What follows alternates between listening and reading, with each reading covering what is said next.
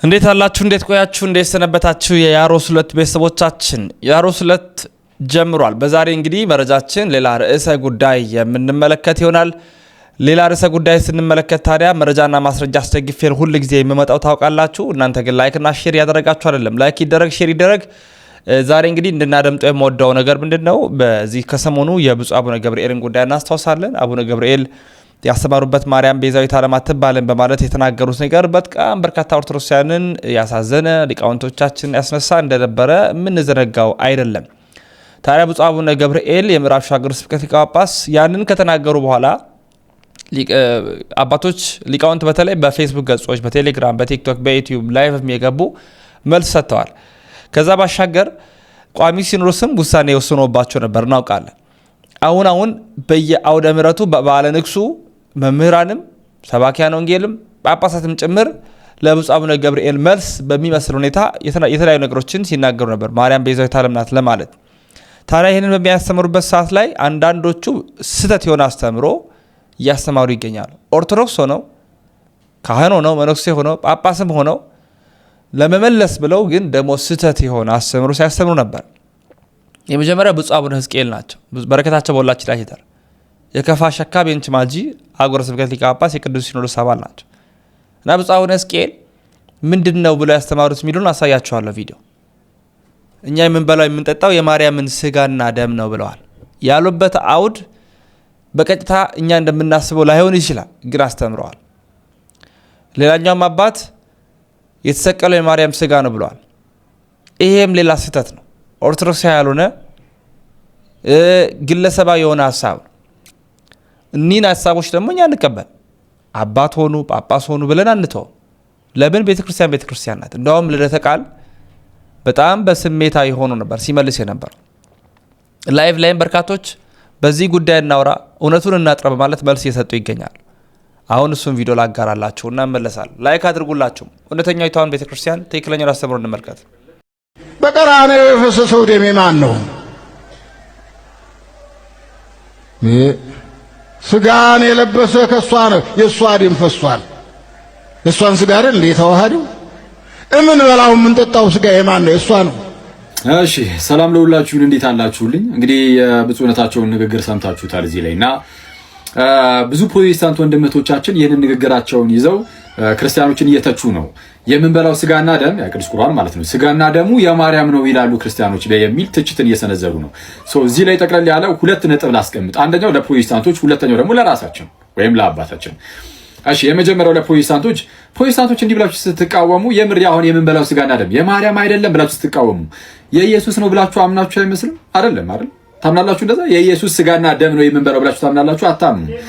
ቅዱስ ቁርባን ላይ ያላችሁ እምነት የጌታ ኢየሱስ ስጋና ደም ምሳሌው ነው ብላችሁ ነው የምታምኑት እንጂ እውነተኛ የምርም የእርሱ ስጋና ደም ነው ብላችሁ አታምኑም። ስለዚህ ፕሮቴስታንቲዝም ገና ከጅምሩ ከኢየሱስ የሆነውን ይህንን ትምህርት ታላቅ ጸጋ የምንቀበልበትን ይህንን ትልቅ ምስጢር ይክዳል። በተለይ ጴንጤዎች ማለት ነው። ቅዱስ ቁርባን እውነተኛ የጌታ ስጋና ደም አይደለም ብለው ነው ጭራሹ ነው የሚክዱት። ስለዚህ እናንተ ገና ከጅምሩ ይህንን ምስጢር ስለካዳችሁት እንደነዚህ ነገሮች ውስጥ አትግቡ። እናንተኑ ጣልፎ የሚጠል ነው።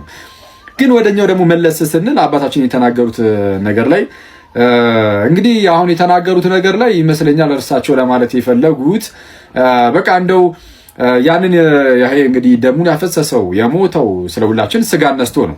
የነሳው ስጋ ደግሞ ከላይ ይዞ ዝም ብሎ ስጋውን ከላይ ይዞት መጣ የሚሉ ሰዎች ነበሩ ጥንት ላይ። እነዚህ መናፍቃን ነበሩ እነ ቫለንቲኑስ እና ከላይ ይዞት የመጣ አይደለም፣ በቃ የነሳው ስጋ ከመቤታችን ነው የሚለውን ለማሳየት ይመስለኛል ይህን ቃል የተጠቀሙት። ያም ሆነ ግን ትክክል አይመስለኝም። ቃሉ ትክክል አይመስለኝም። የምንቀበለው ያ ስጋና ደም የማርያም ተብሎ አይገለጽም፣ የመለኮት ሆኗል። ያ ስጋና ደም መለኮት ምንም እንኳን ከመቤታችን ስጋና ደምን ቢነሳም ግን ነስቶ ኦልሬዲ ያንን ስጋ የራሱ ስላደረገው ያ ስጋ ሩቅ ብእሲ አይደለም። አሁን አይተዋል። የማኑ ስጋ ሆኗል? የመለኮት ስጋና ደም ስለሆነ ሕይወትን የሚሰጥ የሚያድን ሆነ። የመቤታችን ስጋና ደም ገና ከጅምሩ የዘላለም ሕይወት ይሰጣል ያድናል ብለን እንኳን አናምንም። እንደዚህ አይነት ትምህርት እንኳን የለንም። የቅድስት ድንግል ስጋና ደም ያድናል የዘላለም ሕይወት ይሰጣል አንልም። የዘላለም ሕይወትን መስጠት የሚችለው ሩቅ ብእሲ የሆነ ስጋ ሳይሆን የመለኮት ከሆነ ነው። ያ ስጋ የማን ነው? የመለኮት ነው። መለኮት የራሱ አድርጎታል። ስጋውን መለኮት የራሱ አድርጎታል። ይሄ ከዚህ አንጻር መታየት ይኖርበታል። ይቆየ ነው። ክርስቲያኖች ሁላችሁም ይሄንን ቪዲዮ እስከ መጨረሻ ለማዳመጥ ሞክሩ። በቀራንዮ የፈሰሰው ደም ማን ነው? ስጋን የለበሰ ከሷ ነው። የሷ ደም ፈሷል። የሷን ስጋ አይደል እንዴ ተዋሃደው? እምን በላው ምን ጠጣው ስጋ የማን ነው? የሷ ነው። ያቺ ቤዛ አንተ መስቀል ላይ የዋለው የድንግል ማርያም ስጋ ነው። አንተ የማን መሰለ ቤዛ የሆነው? ደስ ይበልህ። ሁለቱንም ቪዲዮ በደንብ ሰምታችኋል ብዬ አስባለሁ። ብፁዕ አባታችን ቡራኪው ትድረሰን፣ እኛኛውም አባታችን በረከታቸው ትድረሰን። እውነቱን ለመናገር አባቶቻችን ወጥተው ሲያስተምሩ እኛ ልጆች የማዳመጥ ግዴታ አለብን። ነገር ግን ከዚህ ቀድሞ ለተሰራው ስህተት ምላሽ በሚመስል መንገድ ከሆነ እየተነገረ ያለው የበፊቱ ስህተት አደገኛ ሆኖ ሳለ አሁንም ሌላ ይህ አደገኛ ስህተት ነው ብዬ ነው የማስበው። ምክንያቱም በቤተክርስቲያናችን ትምህርት የእመቤታችን ደም ነው የፈሰሰው፣ የእመቤታችን ስጋ ነው የተቆረሰው፣ የምንበላው የእመቤታችንን ስጋ ነው፣ የምንጠጣው የእመቤታችንን ደም ነው ብለን አስተምረን አናቅም። ከተዋህዶ በኋላ ያ ስጋ ያ ደም የስግው ቃል ነው። ከመለኮት ጋር እስከ ተዋህደ ድረስ የመለኮትን ባህሪ የራሱ ባህሪ እስካደረገና ተዋህዶ እስካለን ድረስ ያ ስጋ በቃ የስግው ቃል ስጋ ነው እንጂ ሌላ የማንም አይደለም። እመቤታችን ምክንያተ ድህነት ቤዛዊት ዓለም ናት የምንለውም እመቤታችን አስቀድማ ራሷን የጠበቀች ንጽሕት ሴት አካላዊ ቃል በኋላ መጥቶ ከሷ ስጋና ደም ነስቶ ሰው ሆነ። በዚህ ምክንያተ ድህነት በዚህም ደግሞ ቤዛዊት ዓለም ናት ብለን እንጠራታለን እንጂ የፈሰሰው የሷ ደም ነው የተቆረሰው የሷ ደም ነው ብለን አይደለም። እንደዛማ መንል ከሆነ በጣም ከበርካታ የመጽሐፍ ቅዱስ ጥቅሶች ጋር ነው የምንጋጨው። የመጀመሪያው ትልቁ የምንጋጭበት ጥቅስ ዮሐንስ ወንጌል ምዕራፍ 1 ከቁጥር 14 ላይ ቃልም ስጋ ሆነ ካለ በኋላ ቁጥር 29 ላይ እነሆ የዓለምን ኃጢአት የሚያስወግድ የእግዚአብሔር በግ ነው የተባለ። የዓለም ኃጢአት የሚወገደው በእግዚአብሔር ልጅ በኢየሱስ ክርስቶስ ነው። እሱም መለኮት ከስጋ ጋር ተዋህዶ ስጋን የራሱ ካደረገ ነው።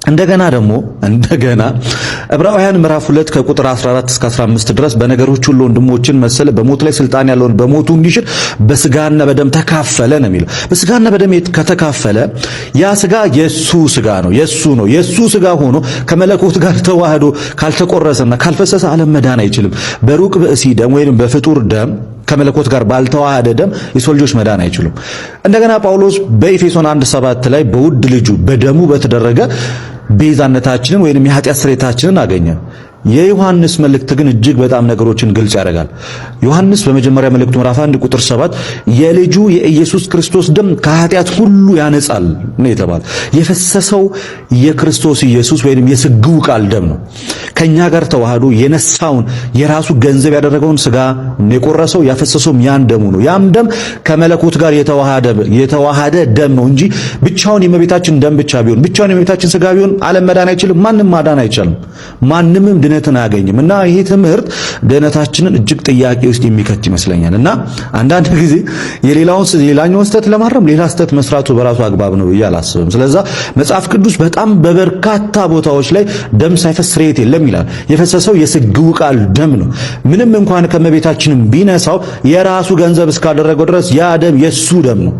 ያንን ስጋ ከመቤታችን ቢነሳውም ከመለኮቱ ጋር እስካዋሃደው ድረስ የራሱና የራሱ ነው። ያ ስጋ የራሱ ነው። ያን ደም የራሱና የራሱ ብቻ ነው። ስርየትም ሊሰጥ የቻለው እኮ ያ ደም የእመቤታችን ስለሆነ ሳይሆን ከእመቤታችን የነሳውን ስጋና ደም ከመለኮቱ ጋር ስላዋሃደ ነውና ቤተክርስቲያናችን የምንበላው የእመቤታችንን ደም አይደለም፣ የምንጠጣውም የእመቤታችንን ደም አይደለም። የጌታ የኢየሱስ ክርስቶስ ወይንም የስግው ቃል ደም ነው። ሮሜ ምዕራፍ 5 ቁጥር 10 ላይ ጠላቶቹ ሳለን ከእግዚአብሔር ጋር በልጁ ሞት ነው የታረቅነው እንጂ በእመቤታችን ሞት ሳይሆን በልጁ በኢየሱስ ክርስቶስ ሞት የሚሞትን ስጋ ከኛ ገንዘብ አድርጎ ነው የታረቀን እንጂ በእመቤታችን ስጋ አይደለም የታረቅነው። በስግው ቃል ስጋ ነው የታረቅነው ከሰው በነሳው ወይም ከእመቤታችን በነሳው ዜራ ክብር ባለውን ነገር ያው እንደዚህ ተቆራርጦ እየሰማነው ነበረ። ሙሉውን ትምህርታቸውን በእርግጥ አልሰማነውም፣ ግን በተገለጠበት መንገድ ቢሆን ጥንቃቄ የጎደለው ቤተክርስቲያንን ለሌላ ትርጉም አጋልጦ የሚሰጥ ንግግር ነው እና እንደዚህ በጊዜ ደግሞ ምዕመናን በአግባቡ እንዲረዱት ማቃኛ ነገር መናገር ግድ ነው። አሁን ዘመኑ እንደዛ ስለሚጠይቅ ነው። ብዙ ነገር እየተቆራረጠ ቤተክርስቲያንን ለመውጊያ እየዋለ ስለሆነ እንደዚህ አፋጣኝ ሪያክሽን ያስፈልጋል። እናንተ ቅድም ደጋግመህ እንዳልከው እየሰማው ነበረ ከታች እኛ እኮ የዳነው የእግዚአብሔር ልጅ በስጋ ስለተሰቀለ ነው። መለኮት በስጋ ተዋህዶ ስጋን ተዋህዶ ስለተሰቀለ በልጁ ሞት ነው የዳነው። ስለዚህ በተዋህዶ መለኮት የተዋህደው ስጋ ባይሰቀል ዝም ብሎ ሩቅ ብእሲ ቢሰቀል አንድንም። ሩቅ ብእሲ ማለት ዝም ብሎ ተራ ሰው ሆኖ ቢሆን ኑሮ ምንም ቅዱስ ቢሆን የሰው ልጅ አያድንም ነበር። መለኮት የተዋሃደው ስለሆነ ነው ኢንፋይናይት የሆነ የማይወሰን ኢፊሸንሲ የኖረው የሰው ልጆችን ሁሉ ለማዳን ቤዛ ለመሆን ዋጋ ለመክፈል ያስቻለው መለኮት የተዋሃደው ስጋ ስለሆነ ነው። ስለዚህ ጌታችን ከእመቤታችን ስጋ እነሳ እንጂ እመቤታችን አልተዋሃዳትም። ቃል ከሰማይ መጥቶ እመቤታችን አይደለም የተዋሃዳት፣ ከእመቤታችን ጋር አልተዋሃደም። ከእመቤታችን ስጋ ነስቶ የራሱ አደረገ፣ ተዋሃደ ነው። ያን በዚያ ስጋ ተሰቀለ፣ ሞተ፣ አዳነን። ስለዚህ እመቤታችንን ለማክበር ሁላችንም ስንከራከርበት የሰነበት ነው። ክርስቶስን መውለድ፣ በስጋ መውለድ፣ እናት መሆን በቃ ከቅዱሳን ሁሉ በላይ ከፍ አድርጎ አስቀምጧታል። ይሄ እግዚአብሔር የሰጠው ክብር ስለሆነ ማንም ሰው ሊቀንሰው ሊጨምረው አይችልም። ከዚያ ውጭ ግን ነገረ ድነትን ችግር ውስጥ የሚከቱ ንግግሮች አስፈላጊ አይደሉም። የክርስቶስን ስጋና ደም ተቀብለ ነው ያው የሚያደርገን እኮ መለኮት የተዋሃደው ስለሆነ ነው። በዮሐንስ ወንጌል እኮ ስጋና ደም ሕይወትን አይሰጥም፣ ሕይወትን የሚሰጠው መንፈስ ነው ይላል። ዮሐንስ 6 ላይ ስለ ስጋው ደሙ በተናገረበት ምን ማለት ነው? ስጋውና ደሙ መለኮት ስለተዋሃደው ነው የሚያድነው። በመለኮት ተዋህዶ ነው። መለኮት የተዋሃደው ስጋ ደግሞ ከእመቤታችን የተከፈለም ቢሆን ክርስቶስ የራሱ ያደረገው የእርሱ ሰውነት ያደረገው የለየው ከመለኮት ጋር ያዋሃደው ሰውነቱ ስለሆነ እዚህ ላይ መስመር ይሰመራል ማለት ነው። እዚህ ላይ መስመር ይሰመራል። ስለዚህ ይህን ማስተካከያ ማድረግ አስፈላጊ ነው። የእመቤታችን ስራ የእመቤታችን ትልቁ አገልግሎቷ ዳግማዊ ሔዋን የሚያስባላት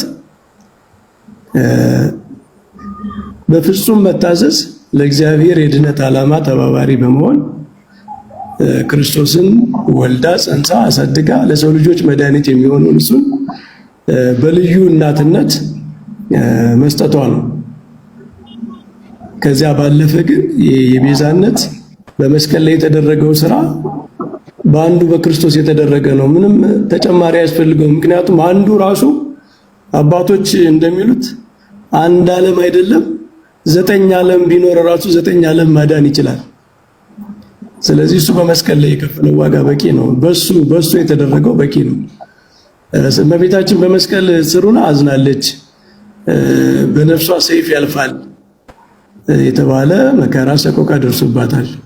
ይሄ ግን በክርስቶስ መስቀል ላይ ያለው አይነት ኮሪዲመር በሚል አንዳንድ ካቶሊኮች እንደሚሉት በዚያኛ ስለማንቀበለው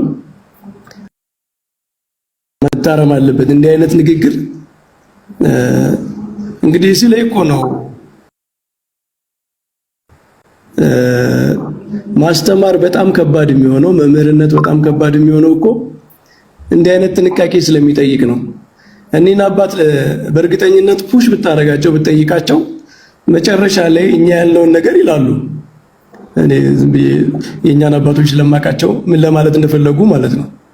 ግን ሌላ ትርጉም በሚሰጥ መንገድ ነው የቀረበውና ምዕመናንም በዚህ መንገድ መስማት አለባቸው። ክርስቶስን ወልዳለች፣ እሱ እናቱ ናለች። ከሷ የነሳውን ስጋ እንጂ ከሰማይ የነሳውን ስጋ አይደለም ክርስቶስ የያዘው። ማለት ከሰማይ የወረደ ሌላ ስጋ አይደለም። እመቤታችን የነሳው ስጋ ነው። እሷን የሚመስል ነው። ክርስቶስ በመልኩ ቢታይ እስራኤላዊ ነው። ከድንግል ማርያም በስጋ የተወለደ የአብርሃም የዳዊት ዘር ነው። እሱን ለማለት ከእመቤታችን ስጋ ነሳ የሚለው ንግግር ትክክል ነው። ከዚያ ባለፈ ግን ስጋው ግን መለኮት የተዋሃደው እንጂ ሩቅ ብእሲ አይደለም። በሩቅ ብእሲ አይደለም የዳነው። ስለዚህ መለኮት የተዋሃደው ደግሞ የእመቤታችንን ስጋ ሳይሆን ከእመቤታችን የነሳውን ስጋ ነው እና ይህንን መስመር ለይቶ ማሳየት ያስፈልጋል። ሀሳብ ግን ለማበርታት ነው ልደት የገባው። ነገር እግዚአብሔር ያክብርልን፣ እናመሰግናለን። አንዳንድ ጊዜ ቃልቤት ያሰማል መምህር እዚህ ኦርቶዶክሳውያን መልስ ሰጥቶበታል። መልሱን እናጋራኛ ደግሞ ትብብራችን በማሳየት ማለት ነው ለመላው ዓለም እናዳርስ የሚል ወንድማዊ ጥያቄን ለማቅረብ ወዳለሁ። ወደና ክቡራን ቤተሰቦች የዛሬ መረጃችን ይህን ይመስላል። እንዴት ነው ላይክ ያደረጋችሁ ነው? በቀትር 7 ሰዓት ምሽት 1 ሰዓትና ምሽት 5 ሰዓት ነው ወደ እናንተ የመጣ የሚገኘው። ስለዚህ ሁላችሁም በዛ ሰዓታችሁን ጠብቃችሁ ብትመጡ ኦርቶዶክሳዊ መረጃዎችን ታገኛላችሁ። ወንድማችሁ ልዑል መብራቱ ነኝ። ያሮስ የእናንተም የኛም ነው።